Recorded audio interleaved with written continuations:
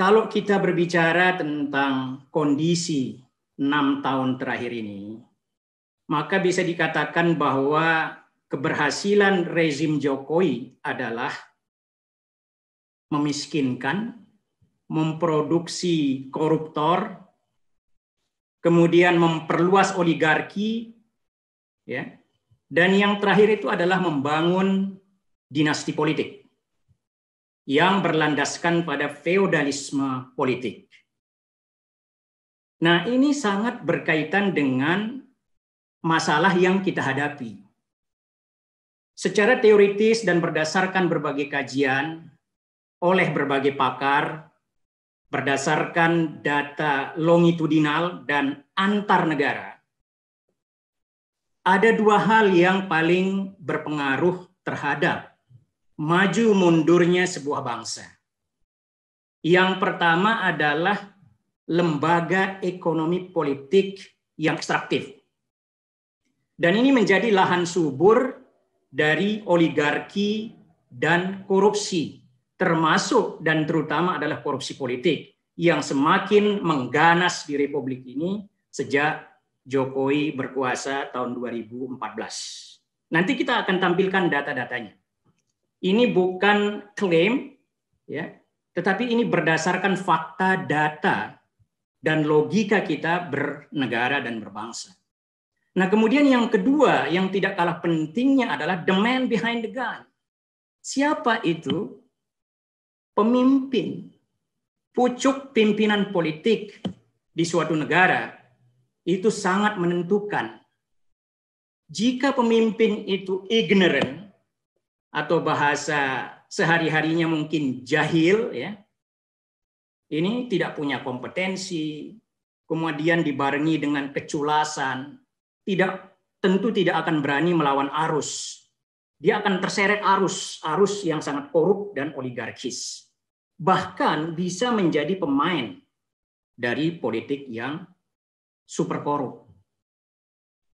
Nah, itu makanya saya mengatakan bahwa tahun pertama dari periode kedua ini hanya menyempurnakan pembusukan, kerusakan di berbagai bidang. Dalam istilah saya, mau ganti anggota kabinet 3 kali sehari, itu nggak akan berpengaruh. Karena sumbu persoalannya adalah pimpinan yang tidak kompeten, ya, dalam lingkungan yang sangat oligarkis. Itu menjadi PR atau persoalan atau akar masalah kita di Republik ini, terutama 6 tahun terakhir ini. Sekali lagi, korupsi, terutama korupsi politik atau grand corruption, itu adalah ancaman utama negara kita. Bukan radikal-radikul, ya. Bukan keterbukaan dari kita untuk mengkritik. Kita akan mengkritik, bukan menghujat. Kritik itu harus rasional, didasarkan kepada evidence, data yang bisa dipertanggungjawabkan. Nah, ini beberapa korupsi politik juga yang cukup mengemuka, dan ini hampir semuanya berasal dari PDIP. Ini pengusul rancangan undang-undang HIP yang memeras Pancasila menjadi Trisila dan Ekasila. Dan mereka ini yang paling kencang berteriak Pancasila, NKRI, harga mati, radikal-radikul, dan seterusnya. Tapi kenyataannya, parpol ini adalah juara satu sarang koruptor di Republik ini. Saya pernah mengusulkan seharusnya partai ini bisa dibubarkan atau dibekukan atau didiskualifikasi dari kontestasi pemilu atau pilpres. Ini harus bisa dilakukan, kalau tidak ini semakin ganas korupsi ini terjadi. Ini luar biasa, dan modus transmisi korupsi itu kan macam-macam. Ada proyek infrastruktur, ya, pemindahan ibu kota, kemudian BUMN. Ada juga bayinya lobster itu diembat, ya kan. Kebetulan itu dilakukan oleh kader Gerindra, tapi dibantu juga oleh kader PDIP. Nah, ini fakta, kita tidak memfitnah, datanya ada dan jelas menjadi konsumsi publik. Lanjut, belum bicara tentang Harun Masiku ya, yang menghilangkan diri atau dihilangkan sampai sekarang ini. Nah, seperti yang saya hipotesiskan tadi, salah satu faktor kan penyebab korupsi itu semakin ganas banyak. Ya. Tapi yang sangat determinan menurut saya adalah mengerasnya lingkaran setan politik. Lingkaran setan politik ini saya jelaskan bermula dari ya, kecelakaan politik elektoral 2014. Kenapa kecelakaan itu terjadi? Ada banyak variabel yang berbicara di situ. Tapi mungkin sebagian dari kita seperti Bang Hatta itu akan mengatakan memang itu terkait dengan Undang-Undang Dasar tahun 2002 ya, yang menyelewengkan, yang memperkosa Undang-Undang Dasar 45 yang asli, kira-kira begitu. Jadi itu bisa dilacak sampai di situ. Tapi saya mencoba untuk melihat ini dalam konteks politik elektoral dan kemudian derivasi dari politik elektoral itu dalam konteks lingkaran setan politik. Jadi sekarang kita buktinya tidak semakin baik. Hukum semakin pincang, ya kan, ekonomi ngesot dalam bahasa saya, semakin buruk kinerjanya, kemiskinan bertambah, ketimpangan juga semakin menganga, ya, korupsi semakin ganas dan sebagainya. Ya, ini kan tadi bertemali, saling menguatkan secara negatif faktor-faktor ini. Jadi tidak masuk akal kalau kita, ya, yang rasional, yang masih memiliki akal sehat, itu yakin bahwa situasi dan kondisi itu akan semakin baik meskipun reshuffle kabinet 3 kali sehari, nggak akan ngaruh. Bahkan dengan bergabungnya PSSU dalam kabinet Jokowi JK sekarang, Jokowi Maruf Amin sekarang ini, situasi akan semakin buruk. Karena apa? Karena oligarki di situ ngumpul. Dan mereka juga ini yang ikut membangun dinasti politik. Dan dinasti politik ini sangat berkaitan, sangat berkelindan dengan oligarki dan juga korupsi, termasuk korupsi politik elektoral. Nah, salah satu yang penting untuk didalami adalah hubungan antara korupsi politik dan politik uang. Karena kita ini juara juga. Lanjut, terkait dengan politik uang. Lanjut. Nah, pada tahun 2014, Indonesia itu secara global juara 3 politik uang di tingkat global. Karena apa? Karena hampir sepertiga pemilih di Indonesia itu terpapar politik uang. Bentuk politik uang itu macam-macam. Ada yang ini secara teoritis, ada yang clientelis, ada yang non-clientelis. Ya. Kemudian juga modusnya macam-macam. Ada yang bentuk sumbangan ke jalan raya, rumah ibadah, ada juga yang ngasih amplop dan sebagainya. Modusnya macam-macam. Nah, kita itu ranking 3 paling buruk atau paling tinggi tingkat politik uang. Kita hanya berada di belakang Uganda dan Benin, 2 negara di kawasan Afrika. Ini negara yang terbelakang secara ekonomi maupun dari sisi politik. Tapi kita juara 3, hanya berada di belakang mereka. Nah, dan di tingkat Asia, tahun 2020 berdasarkan Global Corruption Barometer Transparency International, itu kita juara 3 juga. Jadi tidak terjadi penurunan, bahkan berdasarkan riset yang dilakukan oleh ahli politik dari Australian National University, termasuk di sinilah Edward Aspinall, ya, bahwa modus politik uang atau praktik politik uang itu tetap tinggi, bahkan meningkat dengan modus tersamar. Kalau dulu mungkin lebih terang-terangan, ya, sekarang itu modusnya lebih tersamar, tapi dari sisi volume dan dari sisi jumlah kasus politik uang itu meningkat tajam. Dan ini linier dia dengan kasus korupsi politik.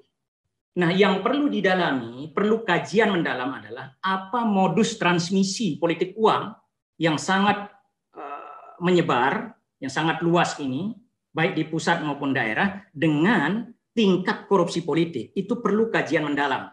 Belum banyak kajian yang serius untuk melihat hubungan ini, pathways-nya. Jadi apa sih yang menghubungkan itu? Bisa infrastruktur, bisa BUMN, ya bisa macam-macam. Tapi ini perlu didalami. Tapi yang jelas, kalau kita lihat datanya, itu linear pertumbuhan antara kasus korupsi politik dengan korupsi politik elektoral dalam bentuk politik uang. Lanjut. Dan pilkada Desember 2020 ini marak dengan politik uang dan politik dinasti yang saling berkelindan. Mungkin yang terakhir, slide yang terakhir. Nah, ini ada beberapa rekomendasi yang menurut saya mungkin layak untuk dipertimbangkan oleh semua komponen bangsa ini, terutama penyelenggara negara, ya. Entah itu di parlemen maupun di eksekutif. Korupsi ini selama ini dilihat sebagai sesuatu yang sifatnya teknis. Jadi langkah-langkah untuk memeranginya itu sebagian besar bersifat teknis teknokratis. Ini nggak ngaruh karena korupsi itu sudah sistemik, bersifat struktural. Oleh karena itu jauh dari cukup untuk memerangi korupsi, ya, kalau kita hanya fokus pada langkah-langkah teknis teknokratis, termasuk keberadaan KPK. KPK ini sudah teknis teknokratis, ya kan? Penegakan hukum semata atau pemadam kebakaran dalam bahasa saya.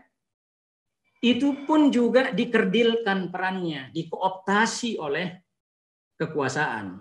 Ini semakin repot, meskipun baru-baru ini ada penangkapan, tapi ini tidak ada jaminan bahwa ini akan terus berkelanjutan karena sebenarnya korupsi itu sangat merajalela kasus-kasusnya.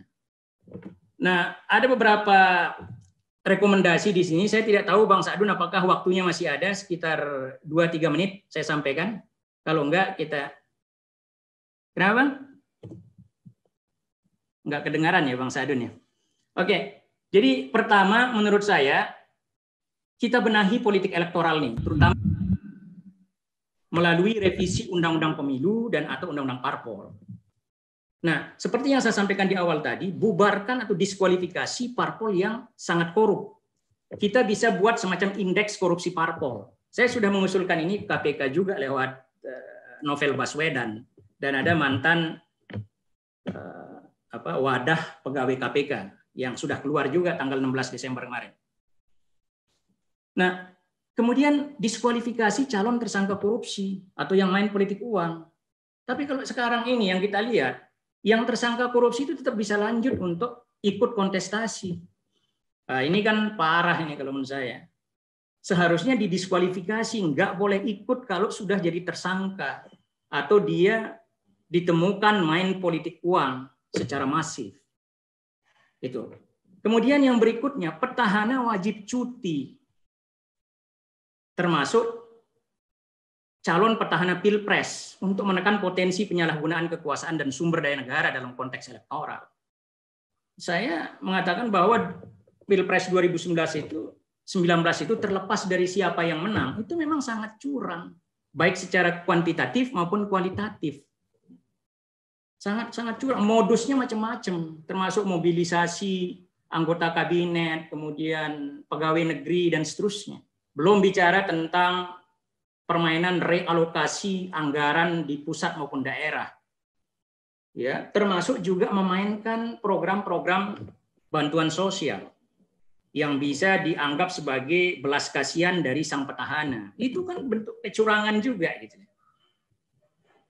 Kemudian tekan oligarki. Nah, bagaimana salah satu cara kita untuk menekan oligarki ini menurut saya adalah melalui kepemimpinan politik yang berkualitas, berintegritas dan berani secara politik melawan oligarki. Saya kasih contoh, Anies Baswedan itu kan berani menghentikan proyek reklamasi. Proyek reklamasi itu merupakan lahan subur dari oligarki dan korupsi. Kalau misalnya Ahok terpilih waktu itu, terlepas dari saranya, oligarki ini semakin ganas dan proyek reklamasi ini akan semakin memiskinkan rakyat di Republik ini, terutama yang di DKI. Tapi Anies berani itu. Ini terlepas dari Anies itu orientasi politiknya kemana atau dari pihak mana ya. Tapi ini data menunjukkan dan saya sudah mencatat beberapa kemajuan Anies ya, entah itu pembangunan manusia, pengurangan kemiskinan, ketimpangan, demokrasi dan seterusnya. Di luar dari katakanlah penghargaan yang dia terima dari berbagai negara atau lembaga-lembaga internasional dan seterusnya. Tapi ini fakta gitu loh. Di zamannya Ahok itu terjadi pemiskinan, jumlah penduduk miskin itu naik. Ketimpangan juga parah. Dan indeks demokrasi DKI itu kemudian hancur itu di bawahnya Ahok. Tapi masyarakat nggak tahu, ngelihatnya secara fisik pun sekarang jauh lebih baik. Ini kita bicara tentang objektif ya, terkait dengan kinerja. Contoh bahwa kita bisa menekan oligarki salah satunya melalui pemilihan politik, kepemimpinan politik yang berkualitas. Kemudian yang tidak kalah pentingnya adalah tingkatkan literasi politik agamawan. Jangan sampai agamawan ini ya terjebak dalam tafsir agama versi penguasa dan pemodal. Amar ma'rufnya saja yang ditonjolkan, nahi mungkarnya dibuang. Ini saya pikir ini tafsir yang mencelakakan gitu loh, membuat rakyat umat ini semakin terbelenggu dalam tanda titik kejahiliahan, terutama jahiliyah politik. Jadi ini harus ada upaya kita untuk meningkatkan literasi politik agamawan, sehingga tidak menafsirkan agama, entah itu hadis maupun ayat dalam Al-Quran itu hanya berdasarkan versi penguasa atau pemodal. Nah ini sangat mencelakakan menurut saya. Termasuk soal korupsi ini, karena kadang-kadang menerima amplop itu dianggap biasa itu. Dalam tradisi kelompok tertentu ya. Perkuat literasi politik substansial dan integritas kelompok masyarakat sipil. Banyak sekarang ini masyarakat sipil terkooptasi oleh kekuasaan dan oligarki. Mereka bukannya menjadi katalisator untuk membimbing dalam tanda kutip masyarakat ya, rakyat untuk melakukan perubahan atau mendorong perubahan, tapi mereka bagian dari ya kemapanan kekuasaan itu. Kemudian juga penting untuk perkuat peran dan independensi KPK. Ini sebagai pemadam kebakaran. Mau tidak mau memang penting penegakan hukum itu, tapi jauh dari cukup seperti yang saya sampaikan tadi. Perluasan kewenangannya, termasuk pengawasan dan penindakan. Posisi KPK harus independen, jangan di bawah presiden. Dan kalau bisa, pegawai KPK jangan ASN atau PNS. Ya, dia harus independen betul gitu. Nah, yang tidak kalah pentingnya juga kita berikan hukuman sosial dan politik kepada para koruptor. Cabut hak politiknya untuk dicalonkan. Ini bukan kejam. Kalau kita biarkan seperti ini, kita kejam ke masyarakat. Terutama masyarakat yang miskin dan rentan miskin yang jumlahnya seperti saya sampaikan tadi itu ratusan juta. Bahkan saya sampaikan 200 juta lebih yang miskin dan rentan miskin. Yang pendapatannya ya kurang dari 1.500 per bulan per orang. Nah, yang terakhir adalah mari kita hijrah dari demokrasi liberal hiperoligarkis ini ke sistem demokrasi sosial. Karena ini lebih compatible, lebih sesuai dengan semangat Undang-Undang Dasar 45 dan juga banyak bukti bahwa demokrasi sosial ini bekerja dengan sangat baik. Demikian dari saya, Bang Sadun. Mohon maaf atas kesalahan, kekurangan. Wabillahi taufiq wal hidayah. Wassalamualaikum warahmatullahi wabarakatuh.